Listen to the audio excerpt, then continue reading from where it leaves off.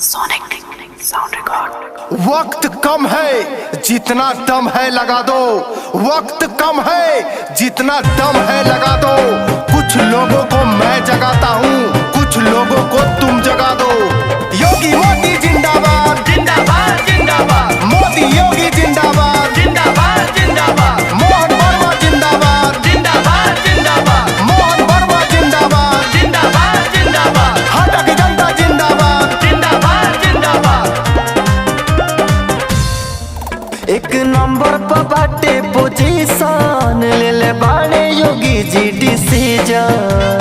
हिंदुस्तान जिंदाबाद जिंदाबाद जिंदाबाद, एक नंबर पर बाटे पोजीशन ले ले बाड़े पूरा हटा डिसीजन। अब की बबी जन जन तापे मारी मिट्टी है। अब की बबी जन जन तापे मारी मिट्टी है। हवा की बमीसा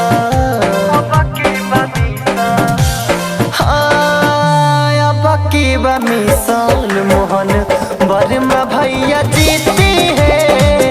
हाटा 334 से मोहन वर्मा जीती है। जहाँ हर सर झुक जाए वही मंदिर है, जहाँ हर नदी समा जाए वही समंदर है।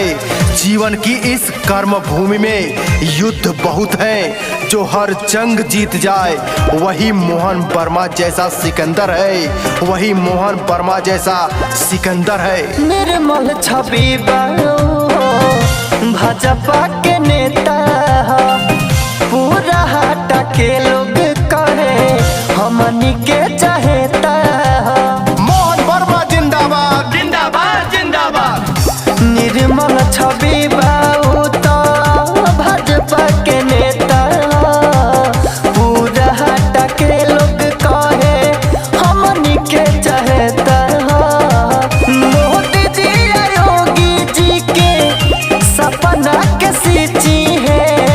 मोदी जी योगी जी के सपना के सींची है। अब की बमीशन ए चाचा सुनो हाँ। अब की बमीशन मोहन वर्मा भैया जीती है। अब की बमीशन मोहन वर्मा भैया जीती है।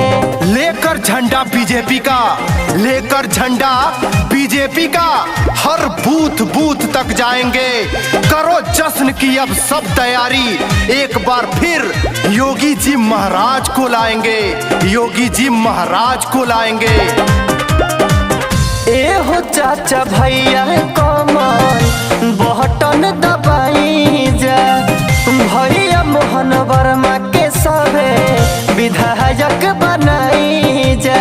मोहन वर्मा जिंदाबाद जिंदाबाद जिंदाबाद, ए हो चाचा भैया कमल बटन दबाई जा।